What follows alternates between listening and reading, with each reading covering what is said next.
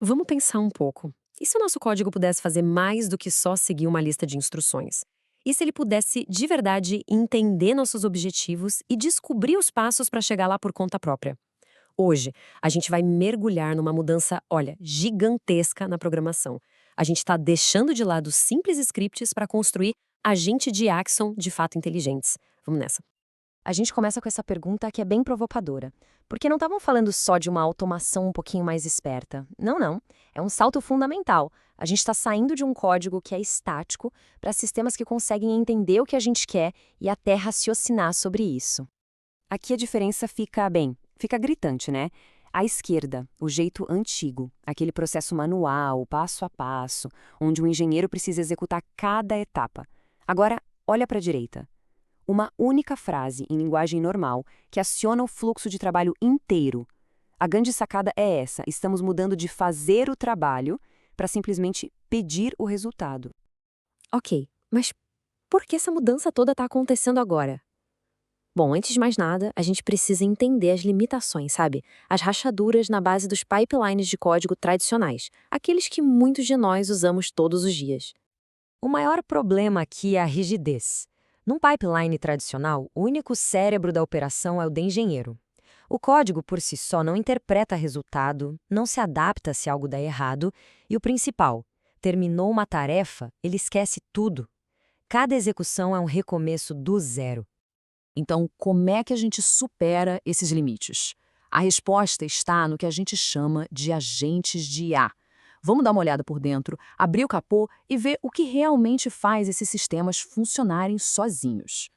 Basicamente, um agente de IA é muito mais que um chatbot. A gente começa com um modelo de linguagem grande, o cérebro da coisa, tipo um Gemini ou um GPT, mas aí a gente dá a ele superpoderes, ferramentas para ele poder agir, memória para ele entender o contexto, instruções claras do que fazer. Primeiro, o LLM. Esse é o cérebro de toda a operação. É ele que traz a inteligência central, a capacidade de raciocinar, de entender pedidos complexos e de conversar como se fosse uma pessoa. Depois, vem as ferramentas. Pensem nelas como as mãos do agente. São funções de código de verdade, o mesmo tipo de código que usamos no dia a dia, que o LLM pode escolher usar para interagir com o mundo. Seja para ler um arquivo, chamar uma API ou rodar um cálculo pesado. A memória, por sua vez, dá o contexto. Sem ela, cada interação começa do zero. Com ela, o agente se lembra do que já foi discutido, o que permite uma conversa fluida, com perguntas de acompanhamento, transformando ele num verdadeiro assistente. E por último, mas não menos importante, o conhecimento. Pensem nisso como uma biblioteca de referência especializada do agente. Ele pode consultar documentos técnicos, manuais, normas, para garantir que as respostas sejam precisas e baseadas em fatos, não em achismos. Tá, e como tudo isso funciona junto? É um ciclo constante. O agente primeiro percebe o que foi pedido, depois ele pensa, será que eu respondo direto ou preciso de uma das minhas ferramentas? Aí ele age, ou seja, executa a ferramenta e pega um resultado. E esse resultado volta direto para o começo do ciclo, alimentando o próximo pensamento. É um processo dinâmico e inteligente que se repete. Certo, essa é a teoria. Mas vamos ver como isso funciona na prática, no mundo real. A gente vai usar um exemplo de gerenciamento de redes elétricas inteligentes para ver como essas peças se encaixam para resolver um problema de verdade. E é aqui que a gente viu o verdadeiro pulo do gato. À esquerda, um script normal só cospe números crus, que o engenheiro ainda tem que decifrar. Mas à direita, o agente entrega um parecer técnico completo. Ele diagnostica o problema e até sugere o que fazer. Ele não só roda o código, ele entende o que os resultados significam. Um agente sozinho já é bem poderoso, mas a mágica de verdade acontece quando a gente começa a escalar, a transformar um agente que trabalha sozinho numa orquestra de especialistas. Olha só o impacto da memória. Sem ela, o agente é esquecido. Não serve para nada se a gente precisa continuar uma tarefa. Já com memória, ele se torna um assistente que entende o contexto da conversa e consegue fazer análises e comparações que são realmente úteis. Agora, para levar a precisão para um outro nível, a gente pode usar uma técnica chamada geração aumentada por recuperação, ou RAG. Falando de um jeito simples, isso significa que a gente deixa um agente consultar informações numa base de conhecimento externa antes de dar uma resposta. A diferença é da água para o vinho.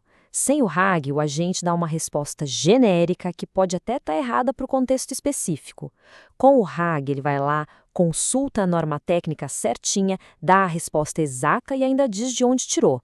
Para a engenharia, essa precisão é tudo. Mas e quando o problema é complexo demais até para um agente super inteligente? Bem, a gente faz a mesma coisa que faria no mundo real. Monta uma equipe de especialistas. Nesse modelo, cada agente tem um trabalho. Tem o agente de campo, que só coleta dados. Esses dados vão para o agente de conformidade, que checa tudo contra as regras técnicas. E, por fim, o agente de relatório pega essa análise toda e resume para um gerente poder avaliar. É especialização pura em ação. E o mais impressionante é que todo esse fluxo de trabalho é orquestrado de forma automática. Um único comando de um usuário dispara essa reação em cadeia. A equipe trabalha junta, sozinha, desde a coleta dos dados até o resumo final, sem precisar de nenhuma intervenção manual no meio do caminho. Quando a gente junta todas essas peças, ferramentas, memória, conhecimento e trabalho em equipe, fica muito claro que isso não é só sobre uma automação melhorzinha. A gente está olhando para uma forma completamente nova de trabalhar. Essa tabela resume tudo, lado a lado. A gente sai de uma execução fixa para uma dinâmica, de código para linguagem natural, de interpretação manual para automática. Mas talvez a parte mais importante esteja ali no final. O código de engenharia por trás de tudo, as ferramentas que fazem o trabalho pesado, elas podem ser exatamente as mesmas. E esse, pessoal, é o ponto crucial. Os agentes não estão aqui para jogar fora o código de engenharia que já existe e que funciona muito bem. Eles estão aqui para serem o maestro, orquestrando essas ferramentas de forma inteligente para atingir um objetivo muito maior e mais complexo. E para fechar, essa citação do professor Edson José Pacheco resume perfeitamente essa nova era.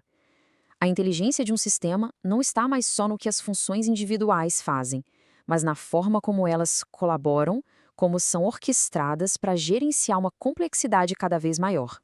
O futuro não é sobre substituir, é sobre amplificar.